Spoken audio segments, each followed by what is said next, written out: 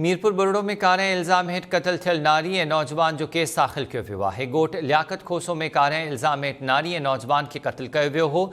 सरकार जी मुदत में मक़तूला नारी जे ॿिनि भाइरनि शौकत ऐं आबिद खोसो ते केस दाख़िल कयो वियो।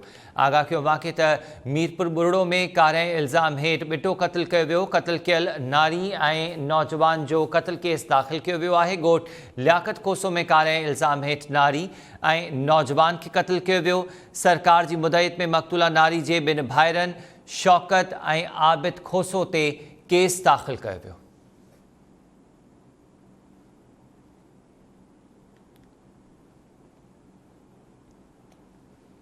कारें इल्ज़ाम हेठि क़त्ल थियल नारी ऐं नौजवान जो केस दाख़िल कयो वियो आहे।